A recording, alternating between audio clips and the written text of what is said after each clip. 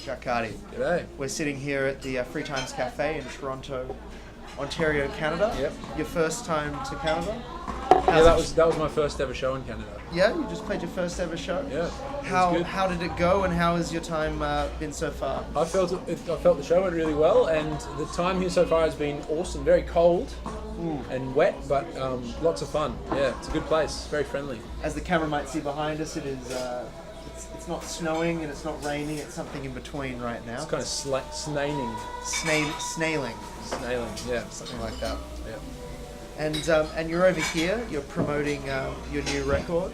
Yep. Can you tell us a little bit about that? I know you released an EP about a year and a half ago now. And how do you feel it compares as an evolution from that? I think the record is just a lot more considered in terms of its cohesiveness as a album. I mean, the last record wasn't an album; it was an EP. But its cohesiveness as a selection of songs, and also it's just the way that it was produced and recorded, and we just took a lot more time with it. The EP was actually done before I had the deal that I'm with now. So I basically did that. I thought out of my own pocket, and then after that was finished, I had a discussion with the guy, my manager now, Gareth, and he decided that he wanted to release it through his label. But before that, it was sort of a bit of a rush. So because I thought it was all my own money, it was just like, quick, let's get this done.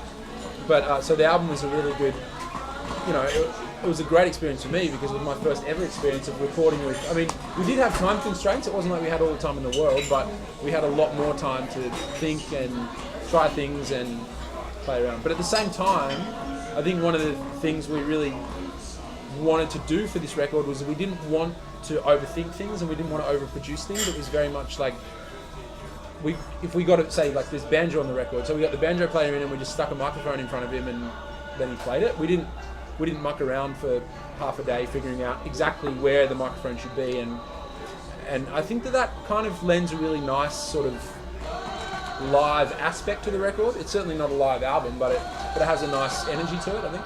The songwriting of the album. Yep. How does that compare to what you did at the beginning? Has that evolved at all? I think it's evolved a lot. I mean, the cool thing was that the Wine and Consequence EP did a lot better than any of us really expected it to do, and it allowed us to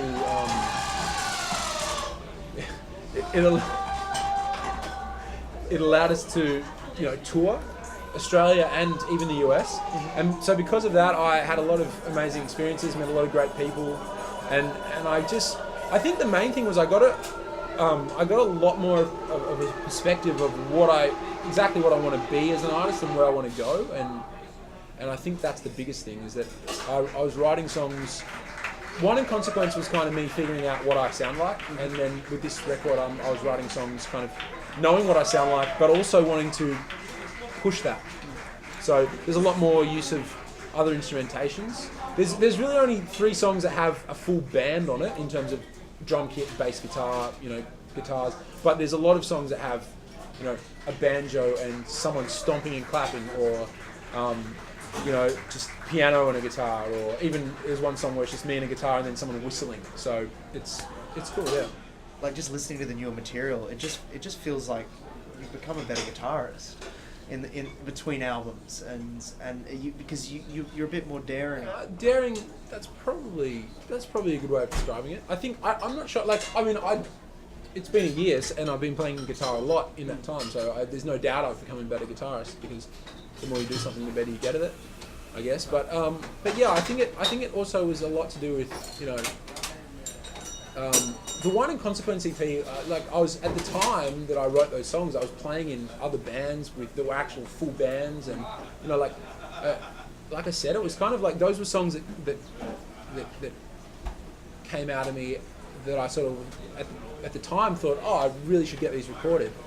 I didn't know if that was the road I wanted to go down. I mean, I think I did know. I think I did, but I wasn't. I hadn't quite been awakened to that fact yet. So I think approaching the album, knowing where I want to go and knowing what I want to do with these songs. I know that I wanted to end up in Canada playing these songs, and the likelihood is I'm not going to be able to afford to bring a band to Canada. And are you playing with a band in Sydney now? For Australia? some shows, yeah, for some shows. Not, when I'm touring, I'm still not really playing with a band. But yeah, Sydney, like we just did the album launch at the Vanguard about a week and a half ago. We sold out the Vanguard. Sold out. Yeah, it was awesome. It's a dream come true for me. But so we just did that, and we had a full band for that, for example. So for bigger shows, I've got a band together. But I love to travel, and a lot of the songs on the album are about travel, and So I guess the short answer is that the guitar parts are like they are because I wanted to keep the songs interesting, and I wanted to keep them really melodic, not just in the vocal lines but in the instrumentation. And I also wanted them to be able to be played solo. So the only choice you've got, if you want those things to happen, is to write melodic guitar parts. So it's definitely because I've been playing a lot and working hard and have become a better player, but I think it's also because I've got a better idea of what I'm trying to do, and that necessitated me writing better guitar parts. Hello. Hello, sandwich. This is salad. That's yours. You talk about when you're traveling and that's something that you love doing and something that you write about in your songs. On this trip, are you kind of going, this thing that's happening right now, this is going to make a great song in the future? I don't have a notepad. I probably should, but I have notes in my iPhone. Yeah. I don't really write things down though. I think it's more. I find that when something is a good idea, it gets absorbed quite easily. Yeah. So it's sort of. I'm absorbing things all the time that might turn into songs and they might not. I don't know, but I just find, especially when I'm overseas, I get a really good perspective of. I don't know.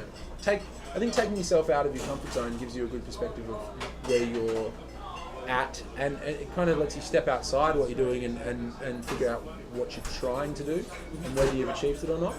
So I'm sure I'll write songs about this trip. This is my first day here, so so I haven't. The only thing I've got to write about today is snow. Well, that's a start, and when you head back to Australia, what's next for Jack Carty? We've got some tours in the pipeline. So with the album out already, it was out on the 4th of March on iTunes, and it'll be out on the 18th of March physically in stores. Thank you. That looks awesome. Check it. These are sweet potato fries. They're orange. That's awesome. So yeah, the album will be out physically on the 18th of March, and basically we're just going to be touring for the next 6 months or a year, or we're going to be touring for as long as we possibly can. Well, congratulations on the new album, and you've got a meal now, so I think we'll dig in, and and thanks for taking the time to talk to us today. Thanks for having me. Not a problem. Cheers. Appreciate it. Cool.